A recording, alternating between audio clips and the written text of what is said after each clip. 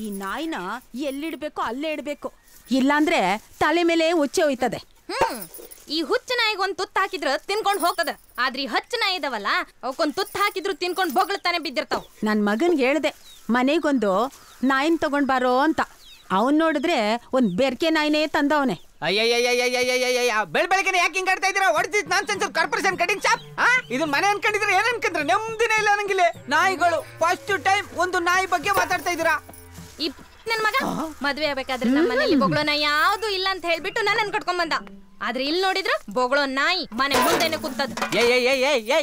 ಈ ಮುದಿ ನಾಯಿ ಸೊತ್ತೋದ್ಮೇಲೆ ಈ ಕಂತ್ರಿ ನಾಯಿ ತಾನೇ ಈ ಮನೆ ನೋಡ್ಕೋಬೇಕಾಗಿರೋದು. ಈ ಎರಡು ನಾಯಿಗಳ ಜೊತೆ ಬದುಕದ್ಕಿಂತ ಆ ಹುಚ್ಚು ನಾಯಿ ಜೊತೆ ಬದುಕ್ಬೇಕು ನಾನು. ನಿಮ್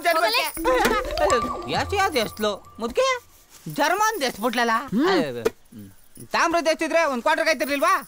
ಪರವಾಗಿಲ್ಲ ಬಿಡು, 90 ಆಯ್ತದೆ. ನಿನ್ ಯೋಗ್ಯತೆ ಅಷ್ಟು ನಡಿ. ಸಂಜೆಗ್ ಬರ್ತೀಯಲ್ಲ ನೋಡ್ಕೊಂತೀನಿ. ಬರ್ತೀನಿ ನೋಡ್ಕೊ. ನೋಡೋಗಲೇ ಬಿರೋದರ್ ಸರ್, ನೀವ ಸರ್? ಗೊತ್ತಾಗ್ಲಿಲ್ಲ ಸರ್, ತಪ್ಪಾಯ್ತು ಸರ್. ಸರ್ ಬಿಡಿ ಸರ್, ತಪ್ಪಾಯ್ತು. ಅಯ್ಯ ನಿಮ್ಮ ತಾಯಿನ ಕೇಳು, ನಿಮ್ ಗಾಡಿಗೆ ಉಳಿದ್ ನನಗ ಬೈತಿ. ಏಯ್, ಆ ಬಬ್ಲಿ ಜೊತೆ ಡಬ್ಲಿಂಗ್ ಮಾಡಕತ್ತಿ ಅಂತ ಹೌದಾ? ನಾನೇನು ಮಾಡಿಲ್ಲ ಸರ್. ಅಯ್ಯೋ ಹಳಕಟ್ಟಿಗೆ ಮಾಡ್ಕೊಂಡು ಬಾಬಾ ಮಗನ ನಮ್ಮ ಮೇರೆ ಕಡೆ ಬತ್ತಿಯಲ್ಲ, ಅವಾಗ ನಾಯಿ ಚೂ ಬಿಡ್ತೀನಿ ನಿನಗೆ. ವಿಜಯನಗರದ ಸಾಮ್ರಾಜ್ಯದಲ್ಲಿ ಅಂಗಡಿ ವ್ಯಾಪಾರಿಗಳು ಮುತ್ತು ರತ್ನಗಳನ್ನ ಬೀದಿ ಬದಿಲ್ ಮಾರ್ತಿದ್ರು. ಒಂದು ದಿನ ರಾಜ ತನ್ನ ಮಗನನ್ನ ಹೆಗಲ ಮೇಲೆ ನನ್ನ ಮಗನೇ ಕಚ್ಚಡ, ನನ್ನ ಮಗನ ಕೂತ್ಕೊಳ್ಳಲ್ಲ, ಕೂತ್ಕೊಳ್ಳ. ಗಂಟೆ ಹೊಡೆ ತನಕ ನನ್ನ ಮಗನ ಆಚೆ ಕಡೆ ಏನಾರ ಕಾಣಿಸ್ಕೊಂಡ್ರೆ ಗಂಟ್ಲುಗ್ ತುರುಕ್ ಸಾಯಿಸ್ಬಿಡ್ತೀನಿ. ರಾಸ್ಕೋಲ್ ಅಪ್ಪ ಇವನೇ ಕ್ವಾರ್ಟರ್ ಅಷ್ಟು ಉದ್ದ ಇಲ್ಲ. ಸಣ್ಣ ಪಿನ್ ಚಾರ್ಜರ್ ನನ್ನ ಮಗನೇ. ಇನ್ನೊಂದ್ಸತಿ ನನ್ನ ಮಗನ ಹಾಳು ಮಾಡಿದ್ರೆ ದಪ್ಪಿನ ತುರುಕ್ ಸಾಯಿಸ್ಬಿಡ್ತೀನಿ.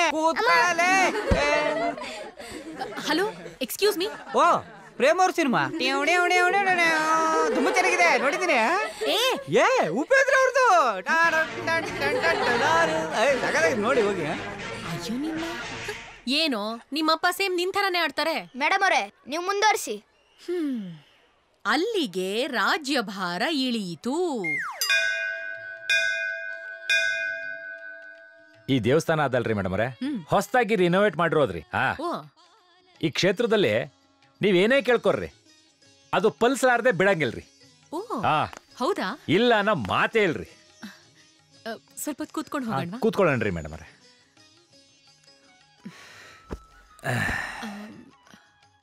ಶ್ರೀಕಾಂತ್ ಅವ್ರೆ, ಮೇಡಮ್ ಅವರೇ ನಿಮ್ಮನ್ನೇನು ಕೇಳ್ಬೇಕಾಗಿತ್ತು. ಕೇಳ್ರಿ ಮೇಡಮ್ ಅವರೇ. ಇಷ್ಟ ದಿವಸ ಆಯ್ತು ಪ್ರೀತಮ್ ತಾಯಿ ಕಾಣಿಸ್ಲಿಲ್ಲ, ಅವ್ರು ಎಲ್ಲಿದ್ದಾರೆ? ಅಲ್ಲ, ನಿಮಗ್ ಬೇಜಾರಾದ್ರೆ ಬೇಡ ಬಿಡಿ. ಹಾಗೇನಿಲ್ರಿ, ಅದು ಬಾಳ್ ದೊಡ್ಡ ಕತೆ ಐತ್ರಿ. ನನ್ನ ಹೆಂಡತಿ ಲಾಯರ್ರಿ, ಚಲೋ ಲಾಯರ್ರು. ವಾದ ಮಾಡಿ 100 ಕೇಸ್ ಗೆದ್ದಾಳ್ರಿ. ಅದರಲ್ಲಿ ಮುಕ್ಕಾಲ್ ಪಾಲು ಬರೇ ಡೈವರ್ಸ್ ಕೇಸ ರೀ. ಅವಳು ಒಮ್ಮೆ ವಾದ ಮಾಡಕ್ ನಿಂತ್ರ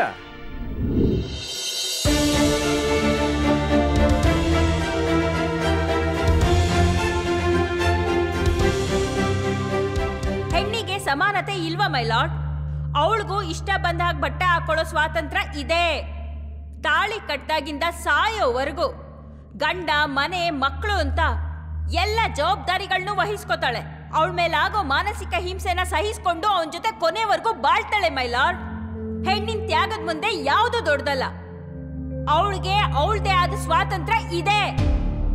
that's all my lord. Court is adjourn. Madam, ನಮ್ ಜಡ್ಜ್ಮೆಂಟ್ ಯಾವಾಗ ಬರ್ಬೋದು? ನೋಡಮ್ಮ, ಇನ್ನು 25,000 ಕೊಟ್ರೆ ನಿನ್ ಕೇಸು ಸ್ಟ್ರಾಂಗ್ ಆಗತ್ತೆ. ಮೇಡಮ್, ನನ್ನ ಹತ್ರ ಈ ತಾಳಿ ಬಿಟ್ರೆ ಬೇರೆ ಏನೂ ಇಲ್ಲ ಕೊಡೋದಕ್ಕೆ. ಗಂಡನೇ ಬೇಡ ಅಂದ್ಮೇಲೆ ಆ ತಾಳಿ ಇಟ್ಕೊಂಡು ಏನ್ ಮಾಡ್ತೀಯಾ? ಅದನ್ನೇ ಕೊಡು, ಪರವಾಗಿಲ್ಲ.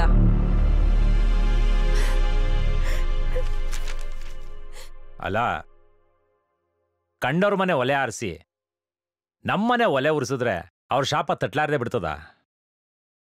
ಲಕ್ಷ ಲಕ್ಷ ಫೀಸ್ ತಕೊಂಡ್ರು 10 ರೂಪಾಯಿ ಸ್ಟಾಂಪ್ಗೂ ದುಡ್ಡು ಕೇಳ್ತಿರಲ್ಲ, ನಾಚಿಕೆ ಆಗಂಗಿಲ್ಲ?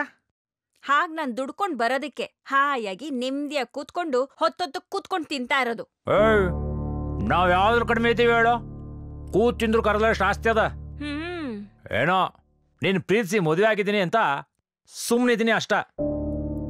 ಸುಮ್ನೆ ತಿನ್ರಿ. ಯಾವಾಗ್ಲೂ ಇದೇ ಗೋಳ ಆಗೋಯ್ತು ನಮ್ಮ ಮನೇಲಿ. ಎಷ್ಟು ಮಾಡಿದ್ರು ಅಷ್ಟೇನೆ, ಎಲ್ಲ ನನ್ನ ಕರ್ಮ. ಯಾವ ಗಳಿಗೆ ಹುಟ್ಟಿದಿಲ್ಲ. ನನ್ನನ್ ಕೇಳಿದ್ರೆ ಅಮ್ಮನ್ ಕೇಳು.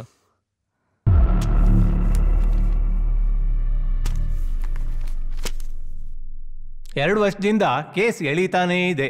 ಇಬ್ರು ಸೇರಿ ಒಂದು ಒಪ್ಪಂದಕ್ಕೆ ಬರಬಾರ್ದಾ? ಮಹಾಸ್ವಾಮಿ, ನನಗೆ ಜೀವನದಲ್ಲಿ ತುಂಬಾನೇ ನೋವಿದೆ. ನಾನು ನೆಮ್ಮದಿಯಾಗಿ ಉಸಿರಾಡಬೇಕು. ಇವಳಿಂದ ನನಗೆ ಡಿವೋರ್ಸ್ ಕೊಡಿಸ್ಬಿಡಿ. ಇವ್ರ ಜೊತೆ ಜೀವನ ಮಾಡಕ್ ನಂಗೆ ಇಷ್ಟ ಇಲ್ಲ. ಜೀವನಾಂಶ ಕೊಡಿಸ್ಬಿಡಿ, ನಾನು ಹೆಂಗೋ ಬದುಕುತ್ತೀನಿ. ಮೈ ಲಾರ್ಡ್, ನನ್ನ ಕ್ಲೈಂಟ್ ಮಿಸ್ಟರ್ ಪ್ರಕಾಶ್ ಅವ್ರ ಹತ್ರ ಕೋಟ್ಯಾಂತರ ರೂಪಾಯಿ ಆಸ್ತಿ ಇದೆ ಅಂತಾನೆ ಈಕೆ ಅವ್ರ ಹಿಂದೆ ಬಿದ್ದು ಮದ್ವೆ ಆಗಿದ್ದಾಳೆ. ಈಕೆ ಪರಿಹಾರ ಅಂತ ಅರ್ಧ ಆಸ್ತಿನೇ ಕೇಳ್ತಾ ಇದ್ದಾಳೆ. ಈಕೆ ಉದ್ದೇಶ ಜೀವನ ಮಾಡೋದಲ್ಲ, ಜೀವನಾಂಶ ಕೇಳೋದು. ಮೈ ಲಾರ್ಡ್, ನೀವು ಕೊಡೋ ತೀರ್ಪು ಇತಿಹಾಸನೇ ಕ್ರಿಯೇಟ್ ಮಾಡಬೇಕು. That's all my lord. I will announce the final judgment. The decree of divorce is passed. Marriage stands dissolved. ಹೇಗೆ ಹೇಳೋದು? ಮೇಡಮ್ ಅವರೇ, ನಿಮ್ಮ ಹತ್ರ ಒಂದು ವಿಚಾರ ಮಾತಾಡಬೇಕಿತ್ತು. ಹೇಳಿ. ತಾವೇನು ತಿಳ್ಕೊಳ್ಳಲ್ಲ ಅಂದ್ರೆ ನಾನೊಂದು ವಿಚಾರ ಹೇಳ್ತೀನಿ. ಹೇಳಿ. ಏನ? ನನ್ನ ಹತ್ರ ತುಂಬಾ ದುಡ್ಡಿದೆ, ಅದು ಹೇಳ ಮಾಡ್ಬೇಕಂತ ಗೊತ್ತಾಗ್ತಾ ಇಲ್ಲ. ಅವನಿಗೆ ಜಲ್ದಿ ಕೆಲಸ ಆಗ್ತದೆ ಅಂತ ಹೇಳ. ನಾನು ಇಡೀ ಅರ್ಧ ಆಸ್ತಿನೇ ಕೊಡ್ತೀನಿ. ಅದನ್ನೆಲ್ಲ ಇಟ್ಕೊಂಡು ನಾನು ಒಬ್ಬರೇ ಹೇಗೆ ಅನುಭವಿಸ್ತೀನಿ. ಜೊತೆಲಿ ಯಾರಾದ್ರೂ ಒಬ್ರು ಇದ್ರೆ ಚಂದ ಅಲ್ವಾ? ನೀವೊಬ್ರು ಮನಸ್ಸು ಮಾಡಿದ್ರೆ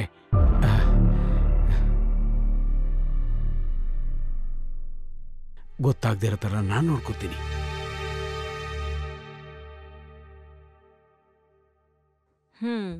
ದುಡ್ಡಿನ ಮುಂದೆ ಯಾವ ಸಂಬಂಧನೂ ಇಲ್ಲ ಅಂತ ನಾನು ಸಂಸಾರ ಮಾಡಿದ್ಮೇಲೆ ನನಗೆ ಗೊತ್ತಾಗಿತ್ತು. ದುಡ್ಡಿದ್ರೇನೆ ಎಲ್ಲ.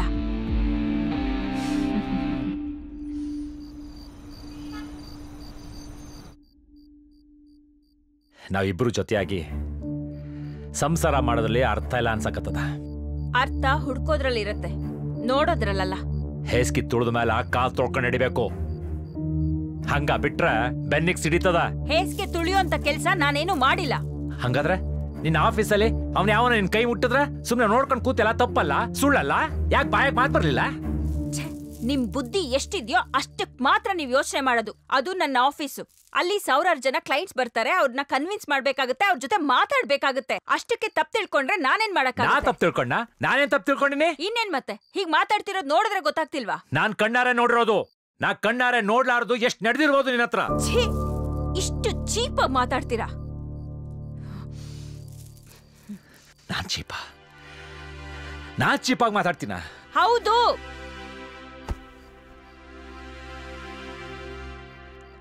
ನೀನ್ ಇಲ್ಲಿ ತನಕ ಎಷ್ಟೋ ಜನಕ್ಕೆ ಡೈವರ್ಸ್ ಕೊಡ್ಸಿದಿ. ಒಂಟಿ ಬದುಕು ಏನು ಅಂತ ನಿಂಗೆ ಅರ್ಥ ಆಗ್ಬೇಕು. ಅರ್ಥ ಆಗ್ಲಿ. ನಾನ್ ನನ್ನ ಮಗನ್ ಕರ್ಕೊಂಡು ಹೋಗ್ತೀನಿ. ಪ್ರೀತಮ್, ಏ ಪ್ರೀತಮ್, ಪ್ರೀತಮ್. ಏನಪ್ಪ? ನಿನ್ ಭವಿಷ್ಯನ ನಮ್ಮೂರಾಗೆ ರೂಪಿಸ್ತೀನಿ, ನಡಿ. ನಾನು ಎಲ್ಗೂ ಬರಲ್ಲ ಅಪ್ಪ, ಇಲ್ಲೇ ಇರ್ತೀನಿ. ಏಯ್ ನಡಿಲೆ. ಅಮ್ಮ ನೀನಾದ್ರೂ ಹೇಳಮ್ಮ. ಹೋಗೋ, ನಿಮ್ಮಪ್ಪ ನಿನ್ನ ಎಷ್ಟು ಚೆನ್ನಾಗಿ ನೋಡ್ಕೋತಾರೆ ಅಂತ ನಾನು ನೋಡ್ತೀನಿ. ಇವತ್ತು ಹೋಗ್ತೀರಾ, ನಾಳೆ ಬೆಳಿಗ್ಗೆ ವಾಪಸ್ ಬರ್ತೀರಾ. ನಾನ್ ನೋಡ್ದೇ ಇರೋದಾ? ಏಯ್ ನಡಿಯ.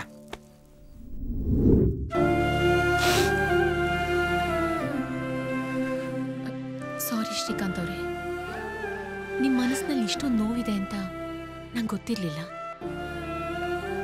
ಬೇಜಾರು ಮಾಡ್ಕೋಬೇಡಿ, ಎಲ್ಲ ಸರಿ ಹೋಗುತ್ತೆ. ಏನ್ ಸರಿ ಆಗ್ತದೆ ಮೇಡಮ್ ಅವರೇ? ಈ ಜಗತ್ತಲ್ಲಿ ಮುಕ್ಕಾಲ್ ಪಾಲ್ ಜನ ನನ್ನಂತವ್ರಿ. ಹೋಗೋಣ ನಡ್ರಿ. ಯಾಕಲೆ ಸೋತದಕ್ಕೆ ಕಣ್ಣು ಎತ್ತಿ ಮೇಲೆ ಬಂದವೇನ?